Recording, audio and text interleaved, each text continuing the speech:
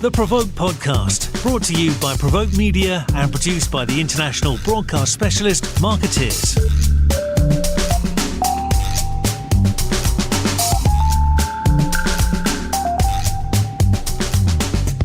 Welcome to the PRovoke Media podcast. This is Arun Sudhaman, Editor-in-Chief at PRovoke Media, and I'm joined today by Stephen Thomas, who's the principal of Tavo Advisory. And Stephen was previously the head of brand and communications at AIA Group for 9 years in Hong Kong. Stephen, welcome to the podcast. Hi, Ron. Thanks very much for having me. I really appreciate it. Yeah, no, it's a pleasure. And we're here to talk about a book that you have written, Reputations of Value, Winning with Corporate Reputations in an Unpredictable World. Yes. So tell us a little bit more about the book first, Stephen. Why did you write it? Yeah, thank you. Yeah, so look, I wrote the book for a few reasons, I guess. At a basic level, I wanted to try and make some semblance of sense of my chosen career. The practice of corporate affairs is not something that a lot of people always readily grasp, even those who work in the space. And I think that certainly many people working in the arena would agree that their mum or dad perhaps has no idea what they do for a living.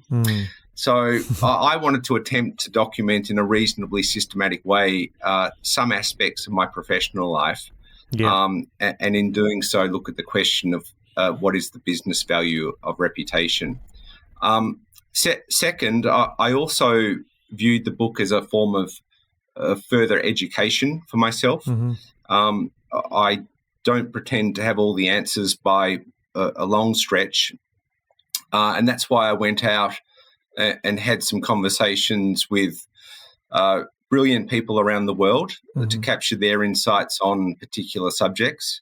And I was really fortunate to be able to speak with subject matter experts, both in Asia and also the West. And then the third reason was I did want to put something together that other practitioners might find useful. I think of the book not as a textbook, but as a practical and hopefully readable reference guide that comes at a time when the imperative for companies to earn and safeguard their reputations is more important than ever. Yeah, absolutely. So you spoke to a lot of people, I think, while writing this book. Yes. So what did you learn? I was really fortunate to speak with a wide range of subject matter experts from around the world, from Tokyo to Singapore to London to New York and so on. I think it was more than 50 people in the end. And they comprised a mix of senior in-house professionals, consultants, academics, and other thought leaders. So I was really fortunate to get their insights and their input into the book. Yeah. So in terms of the key learnings, the book deliberately uses the plural when talking about reputation, which is not something you see too often. But the reason I wanted to do that is to reinforce that the vast majority of the time, companies have a gamut of reputations with different stakeholders, and these reputations will ebb and flow in importance over time. And even the same stakeholder group might have different perceptions of the company.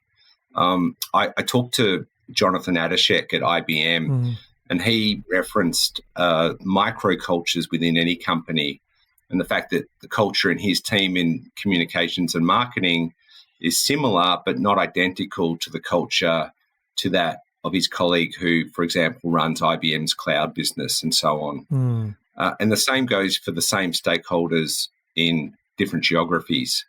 So for a multinational, what your customers think of you in China is not the same as what your customers in the US think of you. So the multi-dimensional nature of reputations was something I wanted to highlight. The second learning was the earning of reputations is about more than communications alone. It's about the decisions you make and the actions that you take. It's about how you assess risk and understand the implications of the trade-offs that you make in doing business. And this has profound implications for corporate affairs. And the third learning is that CEOs often think about reputations only when there is a crisis, and for good reason. However, there's also an opportunity for companies to win through earning accurate and desirable reputations amongst specific stakeholders in a way that delivers sustainable value to the business. So CEOs need to see the business case being made for the value of reputation, but too often CEOs are not seeing that business case being made that shows the specific impact that could result from a stakeholder group changing its behaviour because of its altered perception of the company. So that was sort of three high-level learnings. I think the approach that I took to the book was to have each chapter cover a different dimension of either earning or protecting corporate reputation. So it's quite eclectic in nature, and I'd be happy to highlight or touch upon some of those topics if that's helpful to you. Absolutely, please do, because I know that there's a section on kind of outrage-proofing brands, which I wanted to talk about. But what else did you cover? I'll give you just a few things that the book covers. Probably it covers like quite an extensive array of topics, so too many to cover in this particular conversation. But I'll give you a few examples. The discussions I had reiterated the critical stakeholder group of employees, and had a lot of discussions around how employees can be potent advocates for the company and their company's reputations, and also that as the world evolves in the turbulent manner in which we've seen in recent years, the fears, challenges, and aspirations of individuals are not contained just to the hours they spend outside of work.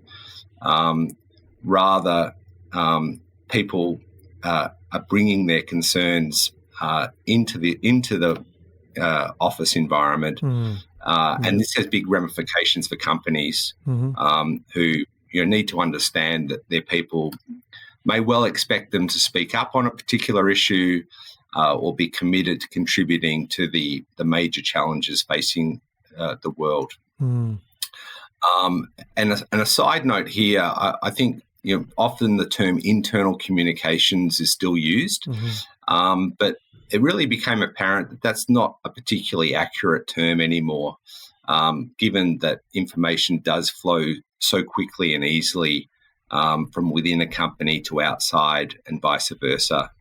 And it perhaps also downplays the significance of employees. I spoke to Shell Holtz, who has run a very popular podcast for immediate release for many years. And he noted that employees are distinctly different from other stakeholder audiences, and I think that's correct. Some of the other topics I looked at was crisis, and in particular the reputational impact of a cyber breach. And I think that one of the key insights that came from that was that a cyber breach is very different as a crisis compared to a traditional one. A key reason being that in the first 24 to 48 hours, the company affected most often has no truly accurate idea of the extent of what has happened. And I spoke to Sue Cato in Australia, who's a leading crisis and issues management counsellor. And Sue made the point that in that type of cyber incident storm, you really need people on the team with, I think she used the term, concrete backbones and a forensic lens in terms of how do we sort this out. And I think that's really, I think really what a cyber incident does is stress the test. Is to stress test the levels of trust Yeah. that exists between a company and its stakeholders. Yeah. Because no one really knows the true extent of the incident and what it means for them. True. And I mean, I can give you maybe just one other topic that the book covers is investor activism. It's becoming much more frequent and is happening to more highly recognised companies. And I had some great conversations on that topic from both sides of the fence. I spoke to Andrew Honor, who is at Greenbrook, a London headquartered firm that's got a strong track record of working with activist investors. And Andrew told me that investor activism is an entirely healthy part of shareholder democracy. And as he put it, the CEOs of public companies are not owners. They're akin to managers of a football club. And if the manager doesn't perform, the manager gets sacked. And I spoke to Gary Sheffer, who spent many years as Chief Communications Officer at GE. And he talked about the need for preparation when an investor activist arrives on your doorstep, and the fact that even when discussions are going on behind closed doors, the company must scenario plan for a public war. Yeah.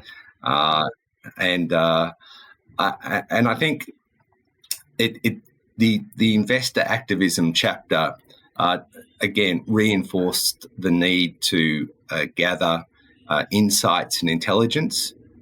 In this case, with your shareholders. And again, Andrew Honor put it to me in plain terms: you really have to understand your shareholders, know your owners, and if your owners are unhappy, do something about it, rather than waiting for an activist investor to come along and whack you over the head. And this is not just a Western issue, by the way. It's something that is prevalent in other regions, including Japan. And again, it's about being able to understand all of your shareholders, be engaged with them very proactively, and having the right equity story in place to ensure that when the activist does come calling, the company is able to respond accordingly. Yeah, interesting. So that was some of them, and then I think you'd mentioned the topic of social advocacy and issues.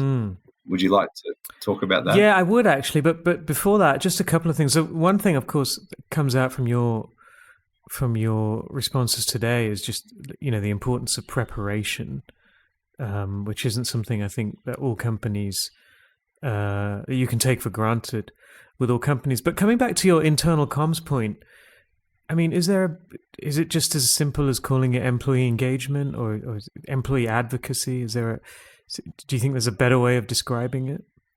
I spoke with Ethan McCarty in New York, who's CEO of Integral, and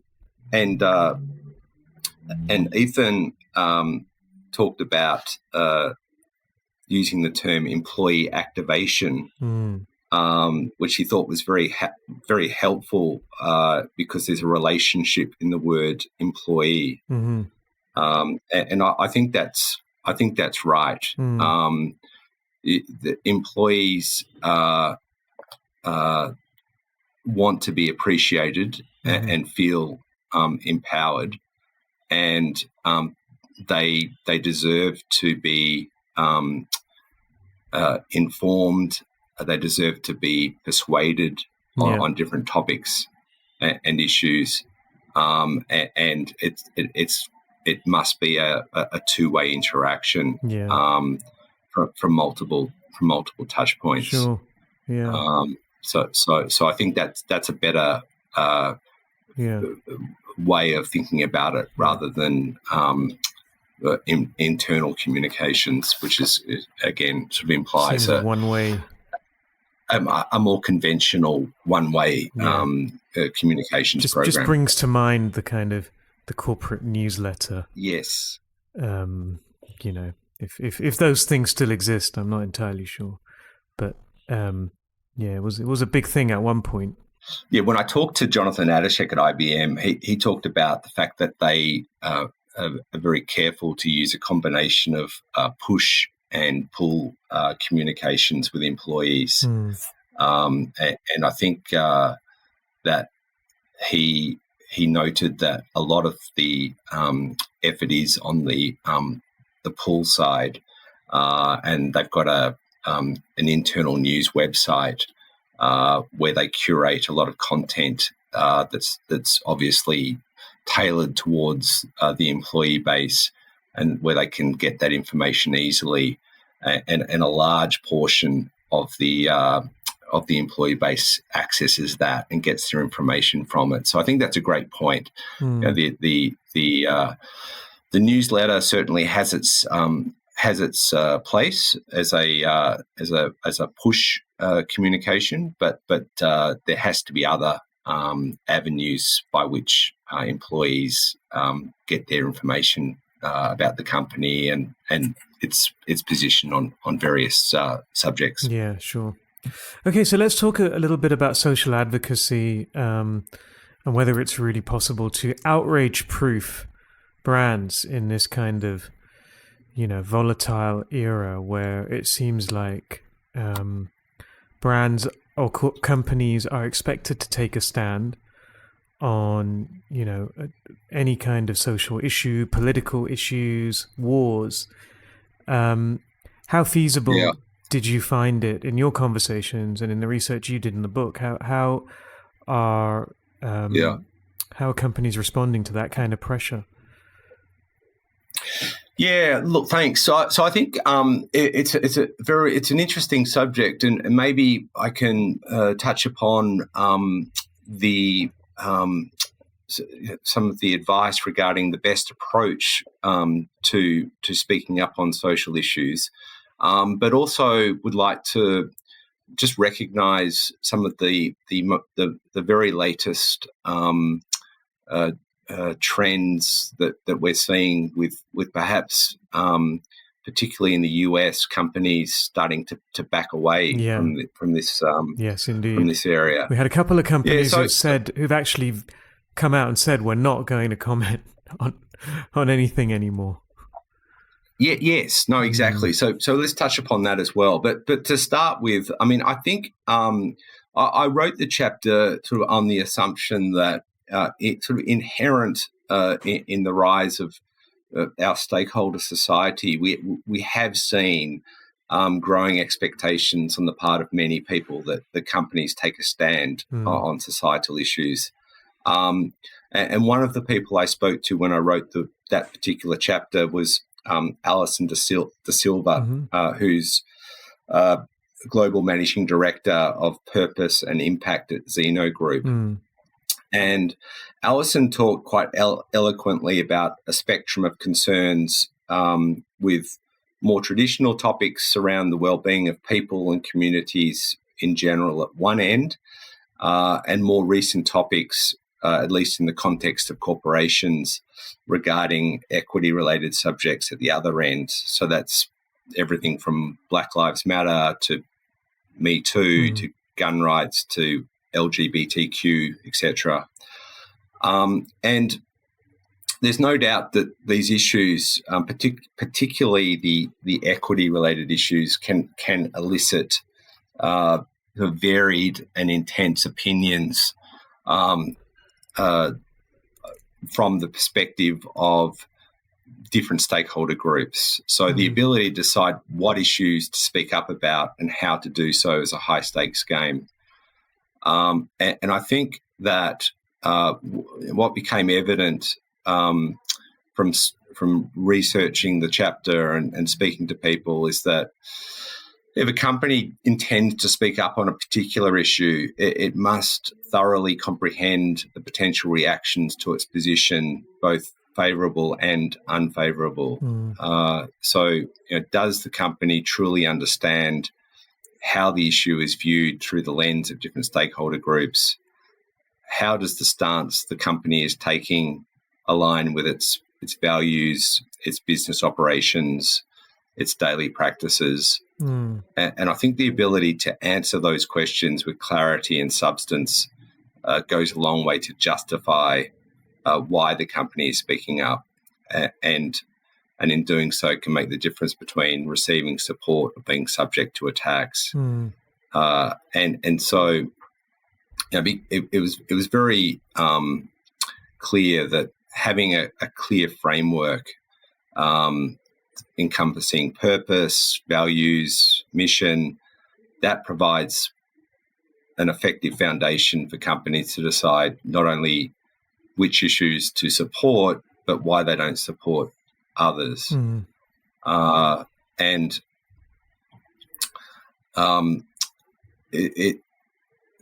of the sort of the key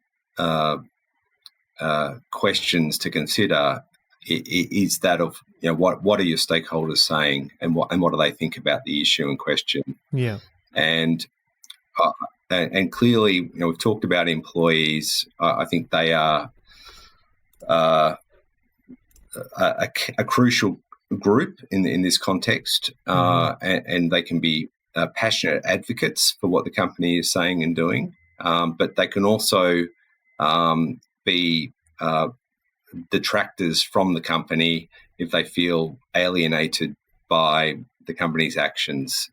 So I think that they're a crucial group, but they're not the only group to consider. And there'll be a whole range of stakeholders that have views on a particular topic, and it's crucial to approach that assessment in a very thoughtful and considered way, to ensure that any action taken by the company is underpinned by substance. And it is interesting, as we talked about at the start of this question, that there is commentary around companies pulling back from getting involved. And I think it's a mixture of, certainly in the US, blowback from the right spectrum of politics. I think it's economic factors. I think it's higher interest rates. I think it's lower consumer spending and activity. I think that all of that, combined with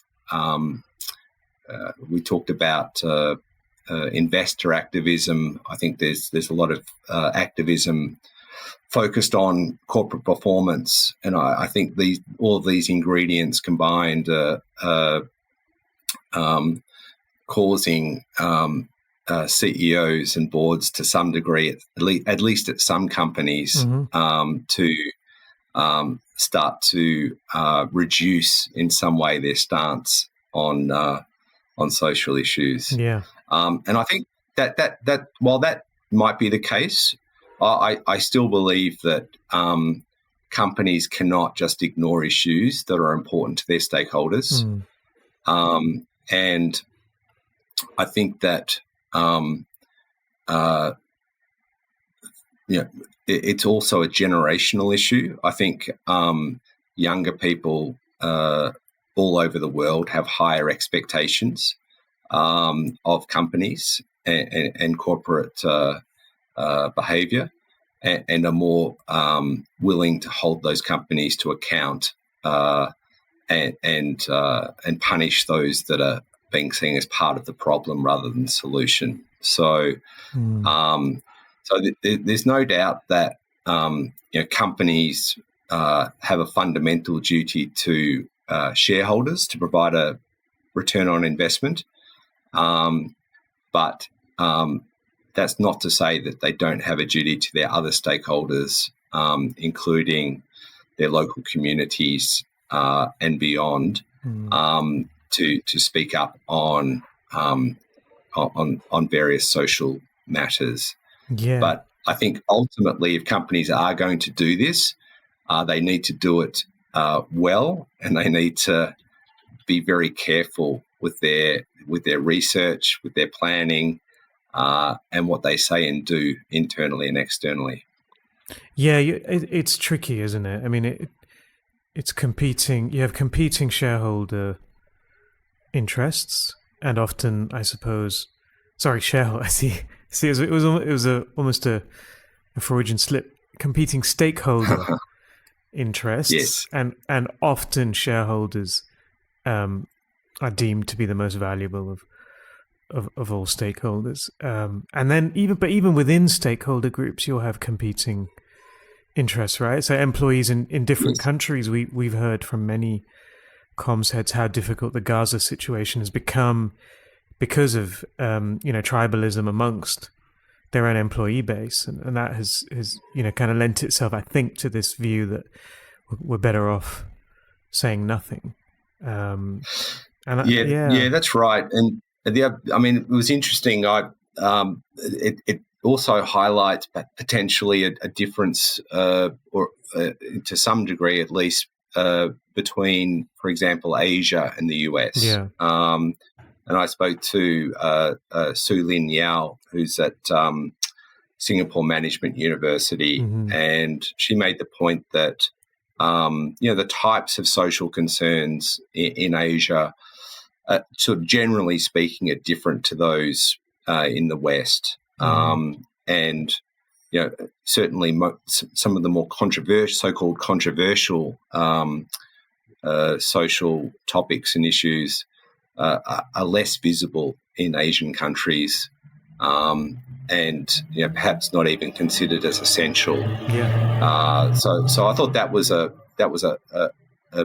interesting insight. That, but even within Asia, there's even within Asia, absolutely, and for multinationals, again, this comes back to the point of having different reputations amongst different stakeholders, or even the same stakeholder. A corporation who's wanting to say something in the US on a particular topic may be more reticent to talk about that same topic in a market like China. And this leaves that company open to claims of hypocrisy. So it's not a straightforward landscape, and all of these things need to be taken into account when these decisions are being made. Yeah, it's complicated times, and much to learn. But no doubt, your book, Reputations of Value, will perhaps help guide comms directors, PR people, and frankly, anyone that's interested in this area through this kind of potential minefield. So, Stephen, thank you so much for your time and for coming on the podcast. And hopefully we'll have you back on in the not too distant future. Thanks, Ron. I really appreciate you having me and being able to talk about the book.